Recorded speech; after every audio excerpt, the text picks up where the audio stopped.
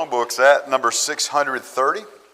That will be the invitation song in a few minutes at the end of the lesson. Once you've done that, find a good place to lay your songbook down. And I would ask you to get your Bible up and go ahead and turn to the Old Testament book of Daniel. We're going to be spending our study together this evening in the book of Daniel, if you want to be turning there. And while you're turning there, I'll once again express my appreciation to the elders and to the church here for the invitation to come down and spend some time with you this week. I have enjoyed it. I've enjoyed you and getting to meet you, getting to know you better, spending time with you. I hope some good's been done, and I will trust that it has been, not because of who's speaking, but because of what we're speaking, because we're talking about the Word of God. And so I trust it's been beneficial for all of us. When you think about the book of Daniel, the great story of Daniel and his three friends and their faith throughout the book. Maybe I think most of us are really familiar with the first 6 chapters of the book of Daniel anyway. And then the whole thing is a great testament as to faith. But there's one verse in particular that I want to draw your attention to before we come back to chapter 1 to kind of get started. But look over in chapter 6 with me. You remember the incident is when the other officials who were jealous of Daniel, and they wanted to, for lack of a better term, get him in trouble in the country there. And so they thought they would set a trap for him, and they'd watch him real close and try to catch him doing something illegal or against the law or some way get him in trouble into the kingdom. And they couldn't come up with anything. So the conclusion they came up with about Daniel in chapter 6 and verse 5 is this. It says, "Then these men said, 'We shall not find any ground for complaint against this Daniel unless we find it in connection with the law of his God.'" You see, what that means is what they observed about Daniel is the only way he would ever break the law of the land would be if it violated God's law. They had the confidence in him. The only way to get him would be to cause him to have to go against God's law, and he was not willing to do that. That's a good place to start, I think, just to get a thought about who Daniel is. And I tell you, it's a good place to start for us to realize that we should try to be like Daniel. But when you read the stories in the book of Daniel, and it often has crossed my mind that had they wanted to, Daniel and his 3 friends, Shadrach, Meshach, and Abednego, they could have collaborated and wrote another book if they'd wanted to, with all the things that they went through in addition to what we have here recorded for us. And I've thought about that, and I thought if they did write a book, I wonder how they would have marketed that book. I'm not sure if it would have been marketed as a survivor's guide or maybe just a straight how-to book. So since I don't know for sure, we'll take a stab at it. And so I suggest to you that tonight the title of our lesson is simply How to Survive in Babylon. And I say it's likely that you see that title and response might be, well, Bob, what's that got to do with me? What's that have to do with us? We're not living in Babylon. And in order to maybe challenge your thinking just a little bit, I think it's important to realize that even in the Bible, before the Bible was finished being revealed, that Babylon began to be used as a metaphor. That Babylon became a symbol for all other wicked pagan nations. And let me just give you some examples to show that. Most believe that Peter was actually in the city of Rome when he wrote the letter and sent greetings from one church to another church. And in 1 Peter 5:13, he says it this way, though, "She who is at Babylon, who is likewise chosen, sends you greetings." So it seems there that Peter is using Babylon as a metaphor to describe the city of Rome. And similarly, if you understand the book of Revelation to prophesy the fall of Rome, and then you recognize that language, Babylon's used that way as well, because the book of Revelation is written years after the end of the actual physical city of Babylon. But the language of the book of Revelation, for instance, is like this. Revelation 14 in verse 8 says, "Another angel, a second, followed, saying, 'Fallen, fallen is Babylon the Great, she who made all nations drink the wine of the passion of her sexual immorality.'" Or in chapter 17 and verse 5 it says, "And on her forehead was written a name of mystery, Babylon the Great, mother of prostitutes and of earth's abominations." And then in Revelation 18 and verse 2 it says, "And he called out with a mighty voice, 'Fallen, fallen is Babylon the Great. She has become a dwelling place for demons, a haunt for every unclean spirit, a haunt for every unclean bird, a haunt for every unclean and detestable beast.'" So if you understand the book of Revelation to be talking about the fall of Rome, then you see Babylon, even by the end of the New Testament, has become to symbolize wicked, sinful, godless nations throughout history. So then when I tell you that Babylon has a symbolic meaning to talk about wicked, godless nations, does it start to seem a little more applicable to you now that while we would talk about surviving in Babylon? Well, not long ago, I was in a study and I came across this list. And I don't know the exact origin of this list, but as I was exposed to it and I was reading it, it struck me as historically interesting. Because I'm a history geek, so a lot of things strike me as historically interesting when I come across them. But it also, really, I found it to be kind of concerning. Because this list, it purported to be 7 things that describe pagan nations. In other words, a scholar had put together this list and said these 7 things are present in all of these ancient pagan nations, things they all had in common. So if you look at this list and you go back through human history, and it wouldn't matter if you're looking at the Assyrians or the Babylonians or the Persians or the Greeks or the Romans, this historian said these 7 elements are found in these pagan nations. So now listen to this list and see if you can think of a nation that this might describe. Here's 7 things found in a pagan nation. Political corruption, racial inequality, sexual immorality, degradation of marriage, slaughtering of children, persecuting the faithful, and idolatry. Now, does that list sound sadly familiar to anybody? Well, what I'm going to suggest to you that if it does sound like a place you may be aware of, then you realize that we are living in a modern day Babylon. And you might say, you know, Bob, I was listening there and I heard you read that list off, and I think I agree. I think we're dealing with everything that was on that list today in the United States of America. But you might say, well, everything except idolatry. And you might say that. And I say, well, I could see why you would say that, but let me test that theory for you if you think we're not dealing with idolatry in this country. Here's what I would suggest you do. If you think that there aren't idols in our modern culture, I want you to go out and somewhere and find you a public forum, and I want you to speak out against abortion. And you check the response and see if there aren't idols in the culture that we live in today. Or if you don't think there's idols in the culture we live in today, you find some sort of public forum and you speak up in defense of God's teaching on traditional marriage. And based on how people respond to that, you decide if maybe you change your mind and decide, oh, people do have idols in the culture that we live in today. I would suggest to you that we are living in a modern day Babylon, and therefore then I think this question is relevant to us. This question is pertinent. So if we accept that premise, then, well, how do we survive in Babylon? What lessons can we learn from Daniel and his friends to help us survive in Babylon? We're going to look at a few of those this evening.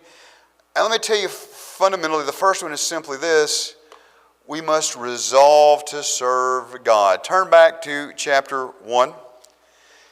And as chapter 1 begins, it's just simply the history of how that when Jerusalem fell, that Nebuchadnezzar took some young men, the best and the brightest of the land, and took them back to Babylon to teach them the ways of Babylon. They ultimately would serve as envoys between him and the conquered nation, and obviously become even hold positions within his government. And you know from previous study that included Daniel and Shadrach and Abednego. They're the 3 friends that we talk about so often.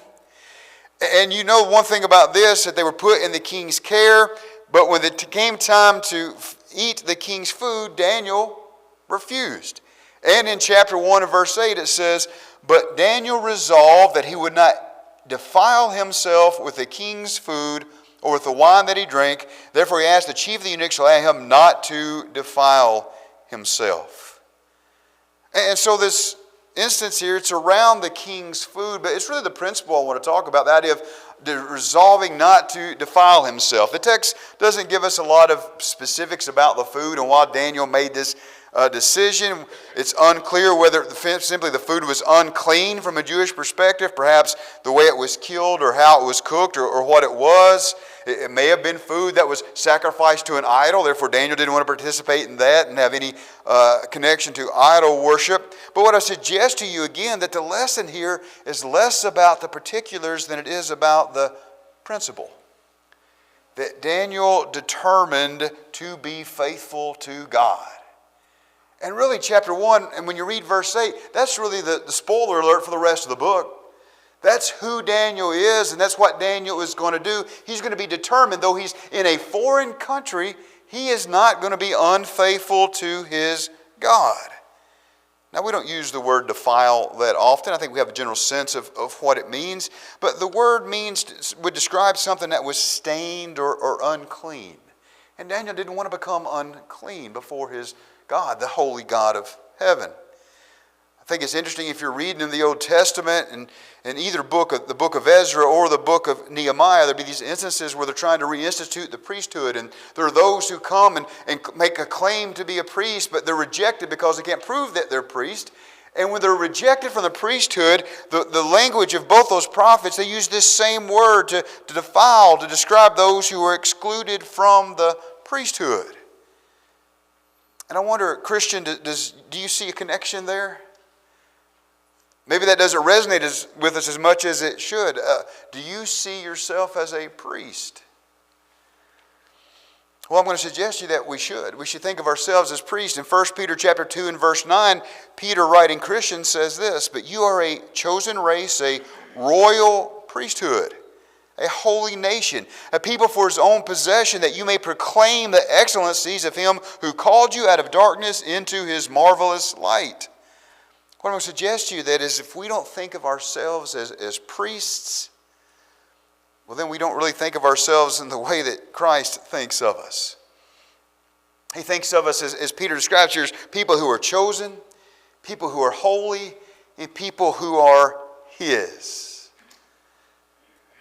It's not even like you might say, well, we don't have robes. Well, we kind of do have robes spiritually. As a Christian, we're clothed in Christ. And as a Christian, each one of us each day is supposed to get up and put on the armor of light. And I want to suggest to you that maybe we would be more cognizant of not wanting to defile ourselves. Maybe we thought of ourselves as priests more than we do.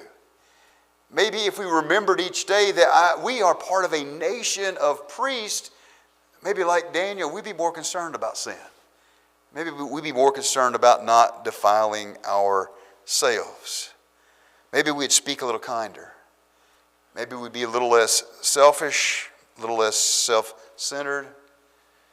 Maybe if we thought ourselves as priests serving our God, we'd seek out ways to serve others and God as well. But the other word that comes out of verse 8 there is resolved. Daniel resolved. And you may have a version that says, or may have grown up here, and Daniel purposed in his heart that he would not defile himself.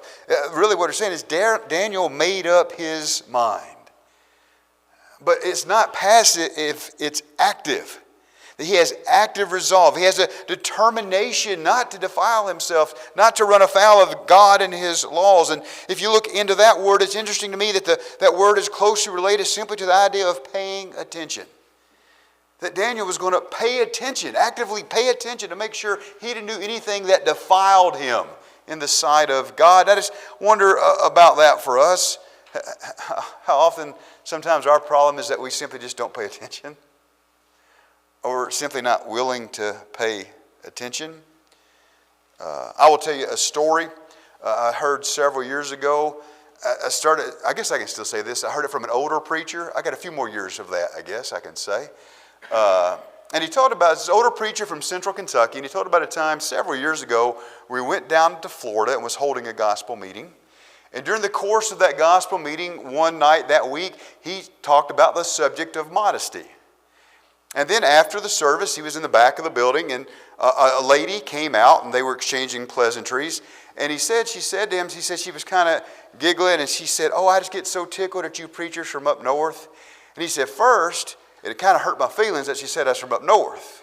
Because that's the only time in the world anybody's ever accused me from being up north." And I said, "Well, I understand it. That hurt my feelings too." But from her perspective, he said, but then she said, "I get so tickled y'all preach on modesty." He said, "You know what? We don't even pay attention to that." And he said, the worst part about that conversation, Bob, is I knew she was telling me the truth. I just paid no attention to what the Bible had to say about that subject. And I just wonder if we can get lulled into that sometimes. We're unlike Daniel, we're just not paying attention. We might not pay attention to our language.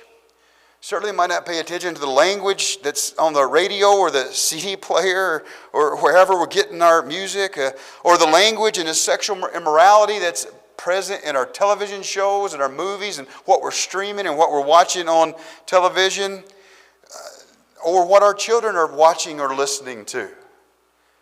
And parents, if you're not paying attention to what your children are watching or listening to, then you need to pay attention.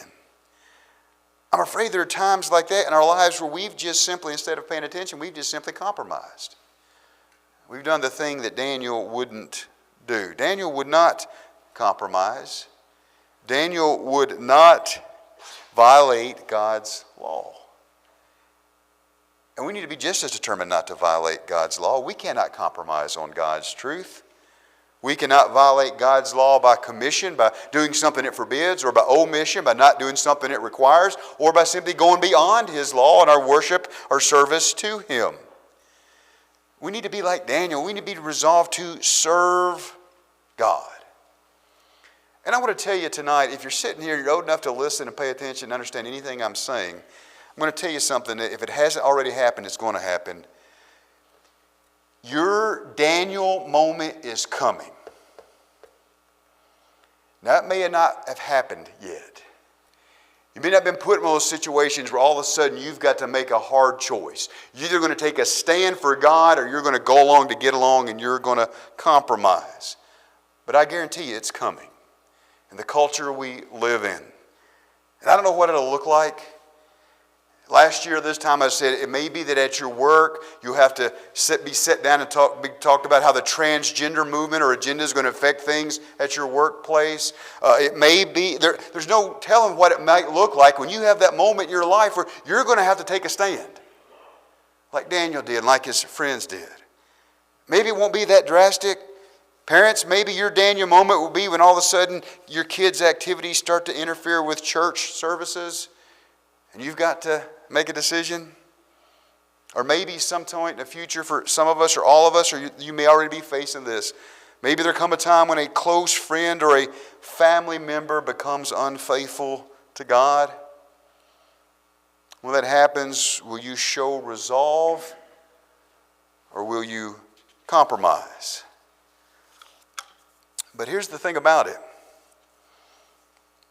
When we refuse to compromise, it'll cost us something. When you refuse to compromise, you will suffer in this life. But I'm going to tell you that's okay. Because you know what? You're going to be in some real good company. And I'm not just talking about Daniel, Shadrach, Meshach, and Abednego. Over in 1 Peter chapter 4, beginning in verse 1, listen to what Peter wrote. He said, "Since therefore Christ suffered in the flesh, arm yourself with the same way of thinking, for whoever has suffered in the flesh has ceased from sin, so as to live for the rest of the time in the flesh, no longer for human passions, but for the will of God." And maybe you think, well, what's he saying there? You kind of go through that verse backwards. Is when you decide that I'm going to live for the will of God and not for my own pleasure, when you make that determination, therefore I am going to cease from sin, and you decide that's going to be my way of thinking, I'm going to resolve to live like that, you're going to suffer for it, but so did Christ. And you'll just be doing what He did when you make that decision, and you're willing to suffer the consequences of being resolved to serve God. And let me suggest to you that if we're going to survive in Babylon, we'll have to resolve to serve God. But you know, we'll also need to try to remain peaceable. Before you even turn over to chapter 2, I want you to notice something out of chapter 1 in verse 8 again. This is a small little detail that kind of starts us heading this direction. That last sentence in verse 8 says, "Therefore he asked the chief of the eunuchs." Now, this is a small thing. It's talking about remaining peaceable. Daniel just asked. I don't want to do what the king said, so he just simply ask the guy if he didn't have to. That's a small thing. That little detail just made me think how different that is than the way things go today. Daniel didn't insist, Daniel didn't demand. Daniel didn't say, oh, may I speak to the manager? Daniel didn't go all carrying on him there in the first. So Daniel, even as he was doing what he had to do, Daniel was trying to remain peaceable. And we see that more over in chapter 2.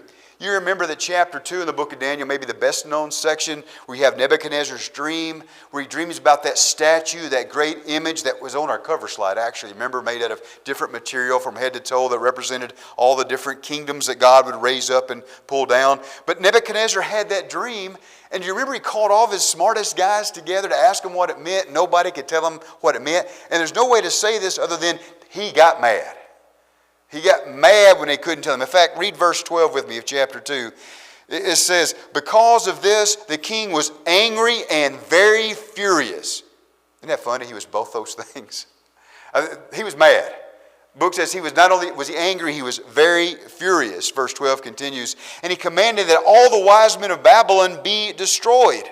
So the decree went out, and the wise men were about to be killed, and they sought Daniel and his companions to kill them. So the king got mad, and he decrees that all the wise men in the kingdom need to be killed. And don't miss the point that among those wise men who are going to be killed are Daniel, Shadrach, Meshach, and Abednego.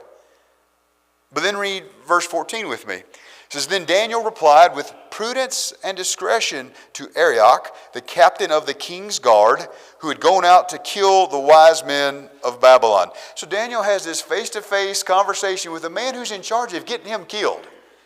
And Daniel speaks to him with prudence and discretion, we're told. I don't know how your Bible translates that. King's guard is what my version says. It actually the king's bodyguard, but the literal word for that guy's job is executioner. So that means this guy, if he was here today and he handed you a business card, it would probably say chief executioner. That's who he was. That's what he was. He was the one in charge of carrying out this decree that the king had. He was the man who was going to make sure that Daniel, Shadrach, Meshach, and Abednego were put to death. And now Daniel steps up to him, and we're told this conversation with him, though, was with prudence and discretion. Prudence is a word that really, at its essence, it has two different kind of elements to it. When you speak with prudence, first you speak with carefulness. It's actually taking time to be careful about what you say and how you say it. You don't see that much in public anymore, do you? In fact, if you want to know what the opposite of prudence is, watch any political talk show you want to. Just pick the network and flip. People don't actually do that anymore. They're careful about what they say and the way they say it because of the impact it might have on somebody else. But that's exactly what Daniel did. And that's how he approached this man who was supposed to be in charge of killing him.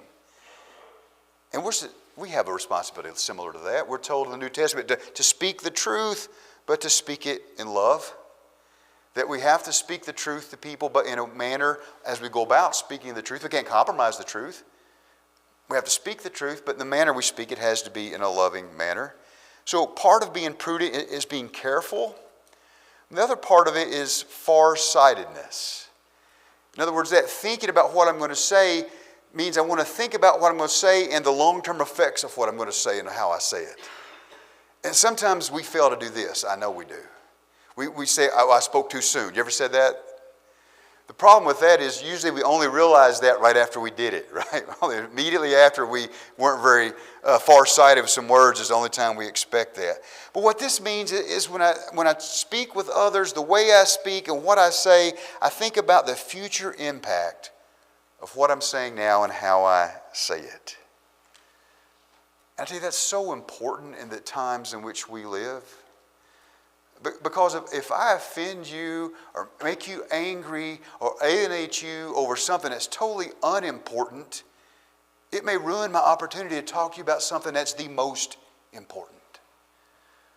I want to suggest as you think about the times in which we live that our culture, our country right now may be the most polarized it has ever been. That our country by and large maybe not locally for me and you, but the nation as a whole is almost split right down the middle, 50-50, and people look in totally different directions. We'd be the most divided and polarized our country has ever been. And what that means is that if I'm not careful what I say and the way I say it, about anything I say these days is going to offend about 50% of the people in the country. Right? I'm not saying that's good or right. I'm just saying it is. So I want to be careful enough not to waste saying something over something that's not important in the grand scheme of things to alienate me from 50% of the people in my sphere so that when I decide, hey, I would like to talk to them about the gospel, they're not even willing to listen to me anymore. I think that's part of speaking with prudence. I don't want to be so aggressive talking about United States politics that I burn bridges for future chances to share the gospel with somebody. That's speaking with prudence. And the other word that describes the way Daniel spoke is with discretion. And that means speaking with discernment, means being careful again about what you say, choosing wisely your words. It also, the word tact. Do we even use the word tact anymore? Where people are tactful or speak with tact. And again, it's about being careful about what you say and how it impacts the person you're saying it to. Another shade of that would be the idea of deference.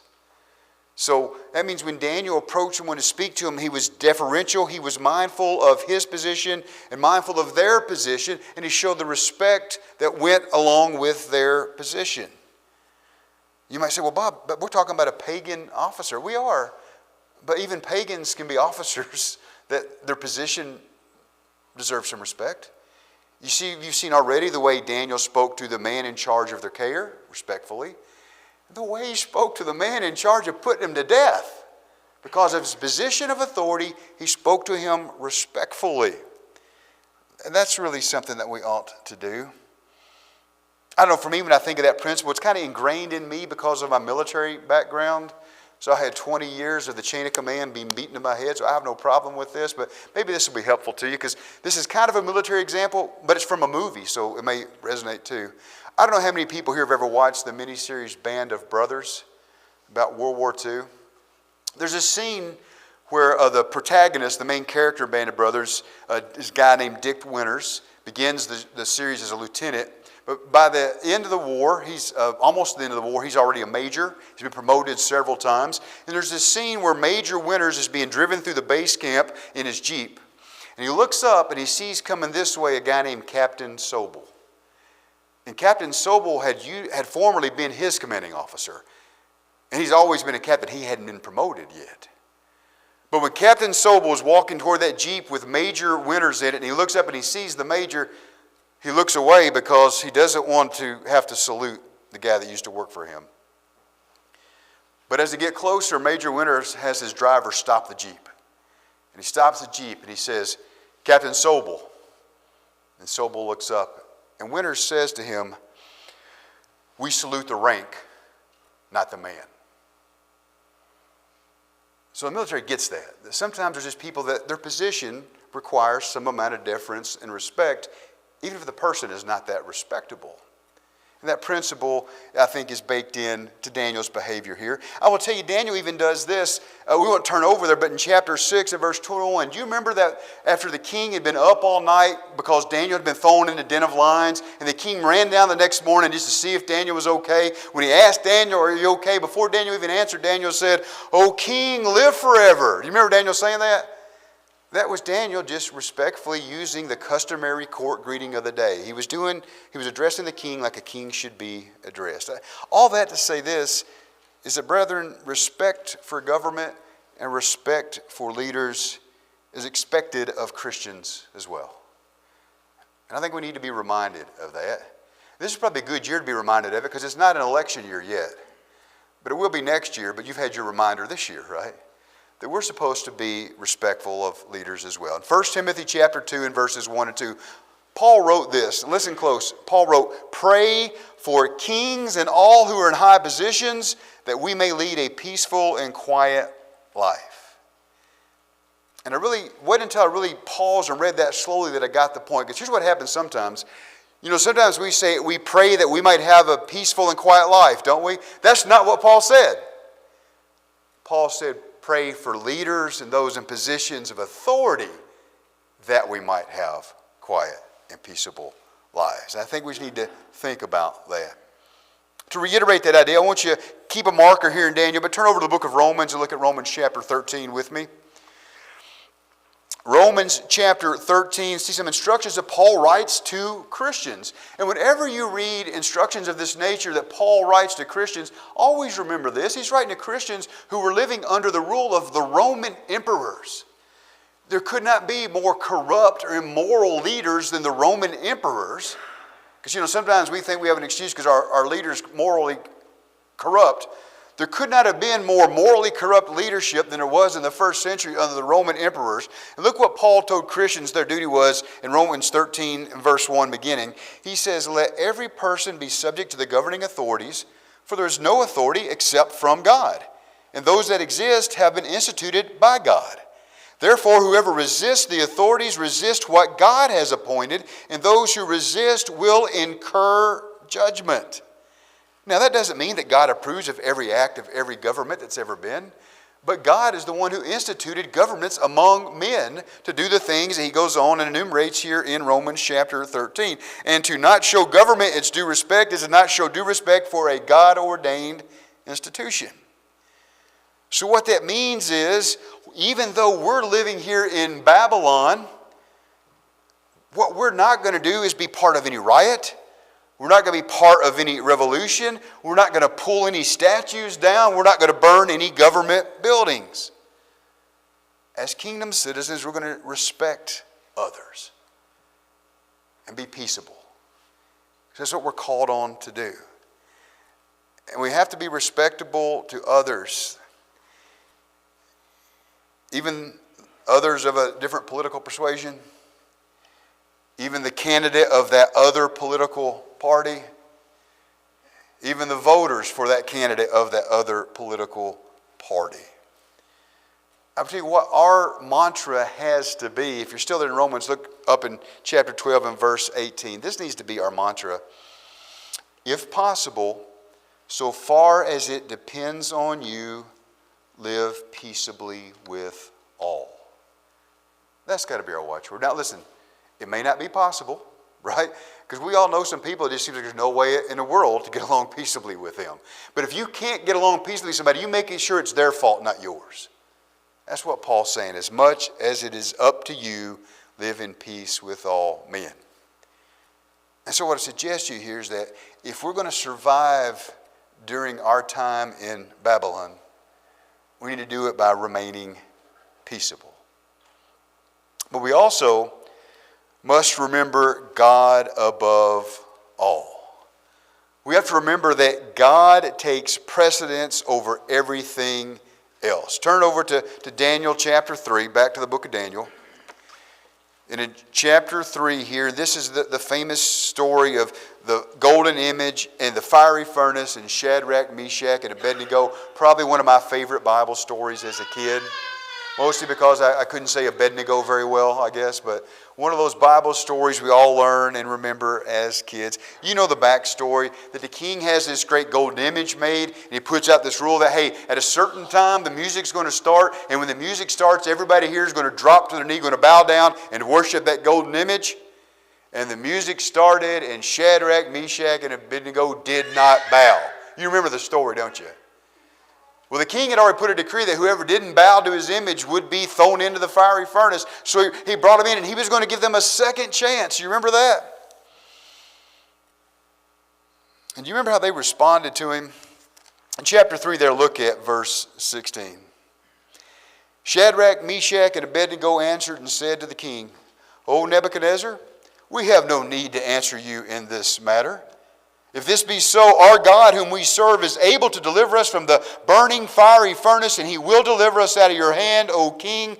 But if not, let it be known, O king, that we will not serve your gods or worship the golden image that you have set up. I just like to imagine this story, this scene, because the king gives them one more chance, and you expect he thinks you're going to have to think about it for a while. You know, because guys, I'm going to kill you if you don't do this. And I love the way it's like they don't even have to think about it. I think if you're reading King James, it says, we're not careful to answer you in this matter. The point is, hey, king, we don't even have to think about it. We're not going to bow down to any god but the God. And if you got to throw us in the fiery furnace, then that's just what you have to do. Because they trusted God. Read verse 28 with me, the same chapter. After they'd been delivered out of that fiery furnace, Nebuchadnezzar saw that, and he said this, beginning of verse 28, Nebuchadnezzar answered and said, Blessed be the God of Shadrach, Meshach, and Abednego, who has sent his angel and delivered his servants who trusted in him, and set aside the king's command, and yielded up their bodies rather than serve and worship any god except their own God. Therefore I make a decree, any people, nation, or language that speaks anything against the God of Shadrach, Meshach, and Abednego shall be torn limb from limb, and their houses laid in ruins, for there is no other God who is able to rescue in this way. So here are these three young men who are captive in Babylon, but they trusted in God. So much so that we're told there in verse 28, they set aside the king's command. And now we've got to think about what that means, because our last point was we need to be peaceable, right? We need to be law-abiding as much as possible. But the point is sometimes it's not possible. Because if the laws of the king or the laws of the land conflict with God's laws, just like the apostle said in Acts chapter 5 and verse 29, we must obey God rather than men. So if it comes down to where I can't obey God and obey the law of the land, then I am going to obey God. Like the apostles, I have to be willing to even die for our faith if required. Do you think about that? I think we're so insulated from that, living in America, even in 2025, that it's hard for us to get our head around that idea of actually living in a time and place where it might be punishable to be a servant of God. But let me just suggest this to you. I don't think it's as far-fetched as it once was. I think you need to think about that. It's possible we might just be 2 or 3 election cycles away from some of the things we're doing this week being illegal. We do need to think about the level of dedication that's required of us before it is required of us. You know, in Revelation 2:10, we quote that sometimes. I don't think we always get it exactly right in our understanding. It says, "Be faithful unto death, and I will give you the crown of life." It does not say, "Be faithful until you die." It says, "Be faithful even if it costs you your life." You be faithful unto the point of death. Even if they're going to kill you for your faith, you be faithful to God, and He will give you the crown of life. See, these 3 young men were willing to die for God. And again, I think that's even hard for us to even think about. And I know it's a challenge. Let me just take a step back and ask this, if we maybe better think about this. They were willing to die for God, and let's ask for us a good question would be, are we even willing to live for God? Right? Are we willing to make God the priority in our life? Do we make God and His law part of our decision making and everything that we do? Do we make all of our life decisions based on what will glorify God? I mean, even in those everyday decisions, do we think about how we glorify God? Will we live for God? When we get up every morning, we decide how I'm going to dress, where I'm going to go, what I'm going to do, how I spend my time, how I spend my money. Do we think about, does this glorify God? Not to mention those big choices when we think about our career, our marriage, our family, our life plans or whatever. How does this glorify God? Are we even willing to live for God? But you see what happened in this instance, and these boys were willing not only to live for God, but to die for God, that putting God first in their lives brought them the praise of their persecutor. You know, in other words, even though Nebuchadnezzar didn't say, well, okay, you guys are great, I'm not going to punish you, he did come to respect them. I think it works that way in life more than we think it does.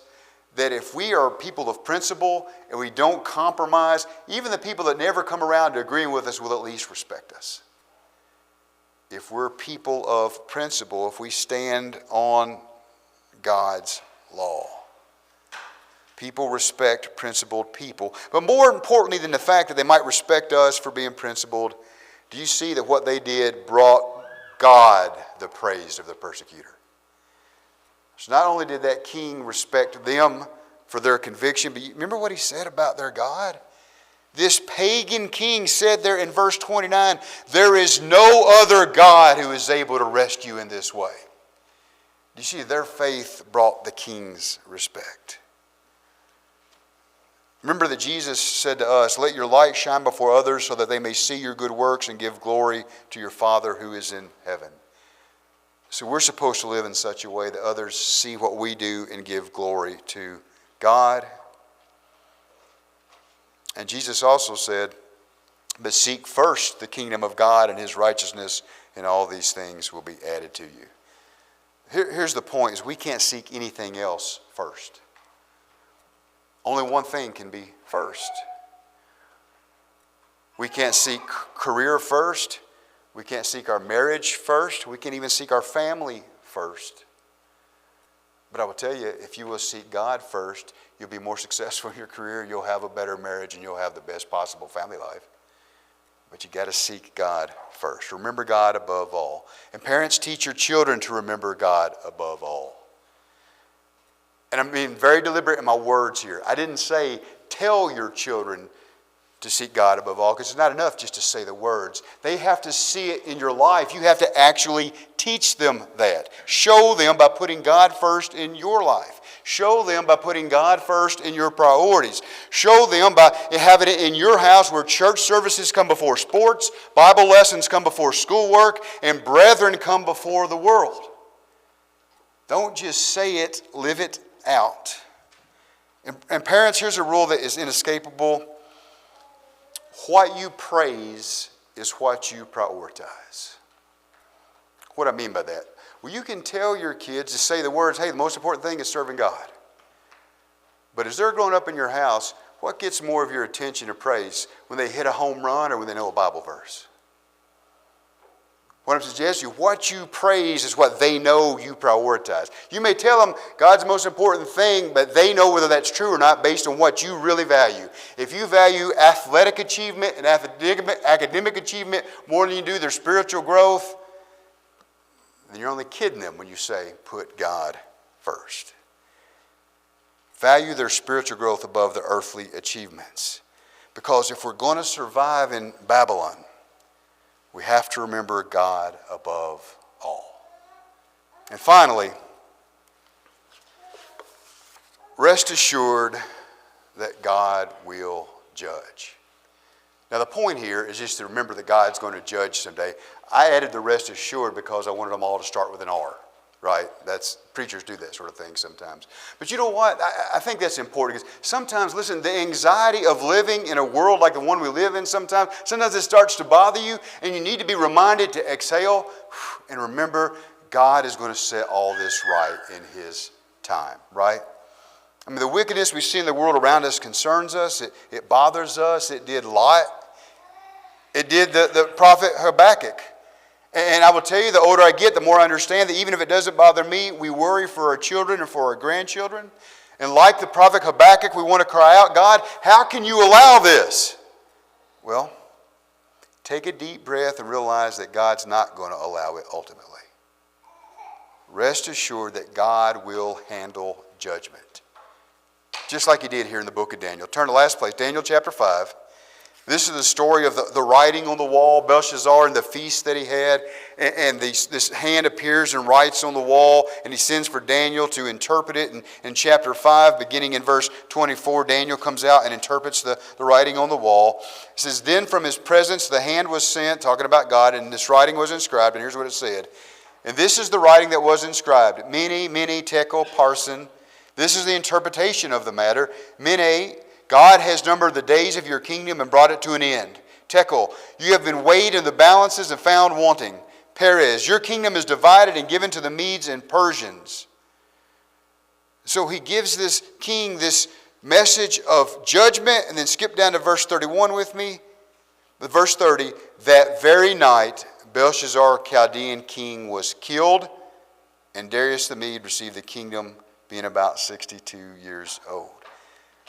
See, Daniel pronounced God's judgment, And it fell out just like Daniel said it would. And we need to remember that the righteous judge of all the earth, the God who rules in the kingdoms of men, will judge all men. And we need to take comfort in that. But it may not be on our timing, and we may not live to see it. But take comfort in knowing that God will ultimately judge and get judgment right. Now we're finished in the book of Daniel, but I want you to turn to Romans chapter 12 again as we wind up here, because I want you to see this idea again in the Christian context. Romans chapter 12, and when you get there, I'm going to start reading from verse 19, for this is for us, this is for Christians. Beloved, never avenge yourselves, but leave it to the wrath of God, for it is written, vengeance is mine, I will repay, says the Lord. To the contrary, if your enemy is hungry, feed him. If he is thirsty, give him something to drink. For by so doing, you will heap up burning coals on his head. Do not be overcome by evil, but overcome evil with good. See, Paul is reminding Christians, judgment's not our job. That's God's job. But I tell you, living in the world we live in now, sometimes it's frustrating, isn't it?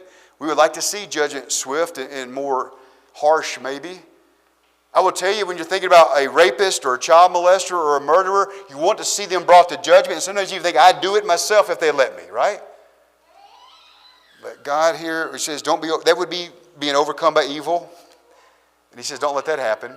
You don't want to become that thing that you despise. God will take care of judgment in his own time. Rest assured, God will do that. Ultimately, listen. Ultimately, the modern day Babylon will be judged just like every Babylon that has come before. And again, God makes that clear and uses Babylon symbolically in the book of Revelation to do it, to talk about all those judgments on Babylon or judgments on Rome. And here's the point, brethren.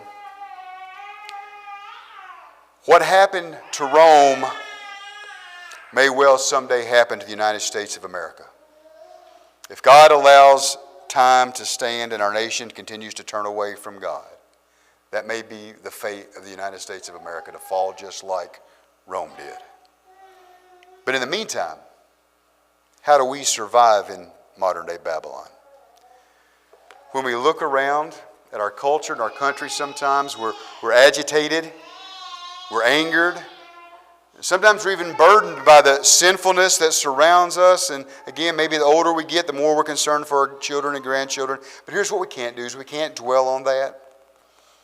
We can't let that rob us of the joy God intends for us to live with in our life while we're here under the sun. So what I'm not going to do is waste time and effort and energy worrying about it.